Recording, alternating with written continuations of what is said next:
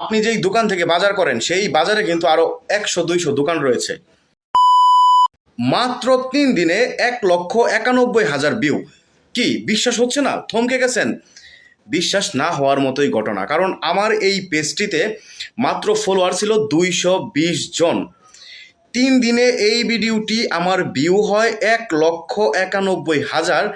একটি reels video থেকে 3 দিনে 1,91,000 ভিউ। শুধু ভিউই সীমাবদ্ধ নয়, এখান থেকে আমার ফলোয়ার আসছে 1,000। মনিটাইজেশনের জন্য যে ক্রাইটেরিয়াগুলো রয়েছে সেই 2টা ক্রাইটেরিয়ায় কিন্তু এই এক ভিডিও থেকে ফুল হয়ে আরও কিন্তু পানি, কিন্তু কলসের পানি উপচে পড়ছে। যে কোনো পেজে কিন্তু আপনার মনিটাইজেশনের জন্য 60,000 মিনিট ওয়াচ টাইম লাগবে যে কোনো 2 মাসে।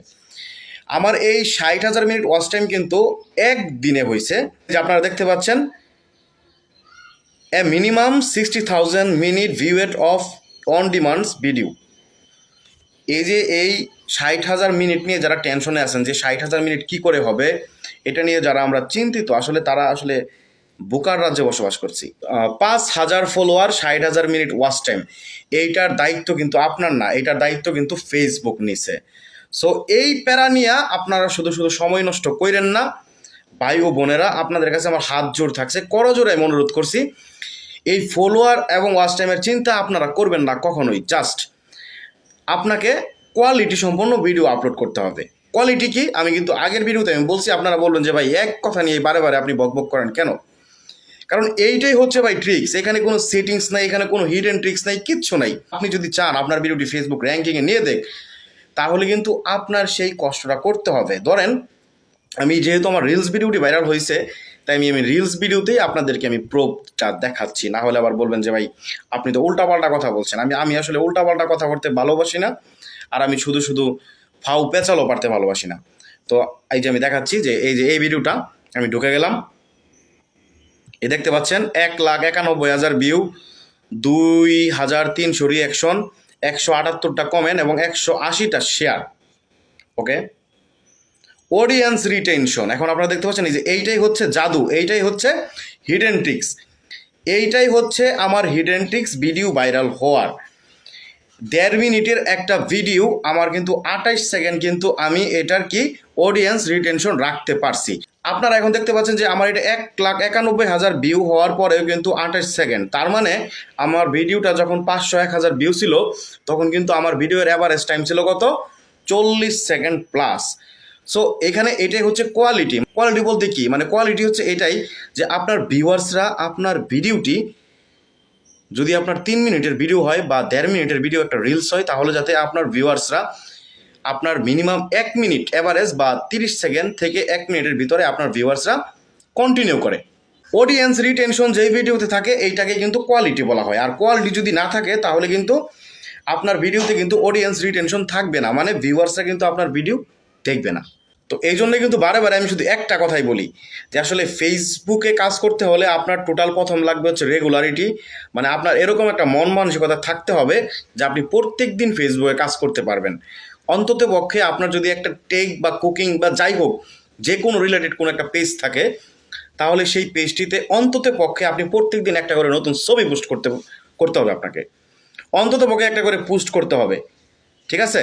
আর যদি আপনি ভিডিও করতে পারেন, প্রত্যেক দিন যদি আপনি ভিডিও করতে পারেন, তাহলে অন্তত পক্ষে আপনার ন্যূনতম প্রত্যেক দিন একটা করে রিলস ভিডিও আপলোড দিতে হবে। এটা একটু বাড়াবাড়ি হয়ে গেল না?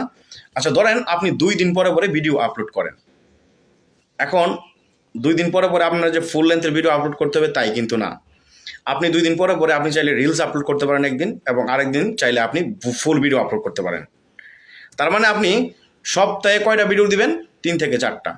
তো এই যে আপনি শুরু থেকে যে 3 থেকে 4টা ভিডিও দিচ্ছেন সপ্তাহে, প্রত্যেকটা বার, প্রত্যেকটা টাইম, প্রত্যেকটা ভিডিওর এক একটা টাইম নির্দিষ্ট করে নেবেন যে আমি প্রত্যেক দিন রাত 8টা বা 9টা বা 7টা, সন্ধ্যা 6টার সময় ভিডিও আপলোড করব। মানে ফেসবুকের যে রোবোটিক্স অ্যালগোরিদম রয়েছে তারা আসলে জিনিসটা বুঝতে পারবে যে আপনি ফেসবুকে কাজ করতে আসছেন, মানে আপনার একটা রেগুলারিটি আছে, আপনার একটা প্রেজেন্স রয়েছে, না আপনি রেগুলার কাজ করতেছেন এবং আপনি এখানে কাজ করতে চান। তাহলে কিন্তু ফেসবুক আপনাকে নিজের দায়িত্বে তারা কিন্তু আপনার পোস্টগুলি, আপনার ভিডিওগুলি রিকমেন্ডেশনে নিয়ে দিবে, এবং আপনার যে কোনো ভিডিও যদি রিকমেন্ডেশনে চলে যায় তাহলে কিন্তু আপনার এক ভিডিও থেকেই আপনার 5,000 ফলোয়ার, 60,000 মিনিট ওয়াচ টাইম সব পূরণ হয়ে যাবে, কোনো চিন্তা নাই। মানে ওয়াচ টাইম, ফলোয়ার এইগুলোর চিন্তা আপনার না, এইগুলোর চিন্তা হচ্ছে ফেসবুকের। কারণ ফেসবুক সিদ্ধান্ত নিবে আপনাকে তারা ফেসবুক প্ল্যাটফর্মে রাখবে নাকি ঘন্টি দিয়ে বিদায় করে দিবে। তো সেই চিন্তা আপনার না ভাই, সেই চিন্তা ফেসবুক নিজে নিছে। সর্বশেষ একটা কথাই বলতে চাই, যে এই যে ভাইরাল টাইরাল হওয়ার নেশা, এটা ছেড়ে দিতে হইব। জাস্ট নিজের প্যাশন থেকে, শখ থেকে কাজ করতে হবে, যে আমি এখানে কাজ করতে আসছি, রেগুলারলি আমি কাজ করব। ধরুন আরেকটা উদাহরণ আমি দেই, ধরেন আপনি একটা মুদি দোকান থেকে নিয়মিত বাজার করেন। আপনি যেই দোকান থেকে বাজার করেন সেই বাজারে কিন্তু আরও 100-200 দোকান রয়েছে, কিন্তু আপনি কিন্তু যে কোনো একটা দোকান থেকে কিন্তু আপনি পার্মানেন্টভাবে বাজার করতে ভালোবাসেন বা ভাল লাগে। আপনি কিন্তু সকল দোকান থেকে কিন্তু একটা একটা করে পণ্য কিনেন না, আপনি যে কোনো একটা দোকান থেকে কিন্তু কিন্তু আপনার ভালো লাগে। মানে এইটাই হচ্ছে ফেসবুকের ভাষা, হচ্ছে এটা হচ্ছে কি সাবস্ক্রাইবার বা ফলোয়ার। যেমন করিম ভাইয়ের দোকানের মাল সবচেয়ে ভালো লাগে, আমি আমার ফ্যামিলির জন্য আমি এই দোকান থেকে মাল কিনতে ভালোবাসি। এইটাই, যেমন আমার নাম হচ্ছে হারুন, যে আমি হারুন ভাইয়ের ভিডিও দেখতে ভালো লাগে, আমি হারুন ভাইয়ের ভিডিও দেখবো। মানে হারুন ভাইয়ের ভিডিও মানে কি, এটা একটা প্রোডাক্ট। তার মানে আপনার দোকানে আপনি যত মাল তুলবেন, যত প্রোডাক্ট তুলবেন, তত আপনার কাস্টমার স্যাটিসফাইড হবে, তত বেশি মাল আপনার এখান থেকে সেল হবে। এইটাই আপনার দোকানে যদি আপনি বৈচিত্র্যধর্মী, ইনোভেটিভ, নতুন নতুন আইটেম রাখতে পারেন, নতুন নতুন ভিডিও আপনি আপলোড করতে পারেন, যেটা আপনার পেজের ফলোয়ারদের উপকারে আসবে বা কাজে লাগবে, এই ধরনের ভিডিও যদি আপনি প্রতিনিয়ত আপলোড করে আপনার শোকেজ, মানে দোকানের র্যাক, যে আপনার ভিডিও গ্যালারি রয়েছে, রিলস রয়েছে, এটা কিন্তু র্যাক, এই দুইটা র্যাক কিন্তু আপনার ভরতে হবে। আপনি যখন ভরে ফেলছেন, সামহাও আপনার ভিডিও হয়ে গেছে 50টা, রিলস হয়ে গেছে 100+, এখন কিন্তু আপনার ভিডিও যদি একটা ভিডিও ভাইরাল হয়, একটা ভিডিও যদি আপনার র্যাঙ্কিংয়ে চলে যায়, তাহলে কিন্তু যেই লোকটা আপনার লাইক দিবে ভিডিওতে, ওই ভাইরাল ভিডিওতে লাইক দিবে, সে কিন্তু আপনার পেজে চলে আসবে। আপনার যে নাম রয়েছে পেজের, এখানে কিন্তু ক্লিক করে আপনার পেজে চলে আসবে। আপনার পেজে চলে আসার পরে সে কী করবে জানেন? আপনার ভিডিও গ্যালারিতে যাবে, আপনার ভিডিও গ্যালারিতে দেখবে আপনি কী ধরনের ভিডিও আপলোড করেন, আপনি কতগুলো আপলোড করেন, এবং আপনি কি নিয়মিত ভিডিও আপলোড করেন কিনা। তারপরে রিলসে যাবে, যে আপনি কি রিলসে নিয়মিত আসেন কিনা।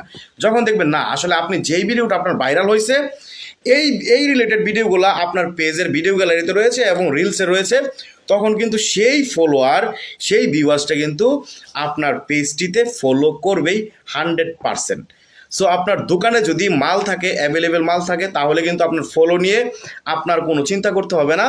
ফলো কিন্তু পাবলিক করবে, কারণ ভিউয়ার্সদের প্রয়োজনেই তারা কিন্তু আপনাকে ফলো করবে।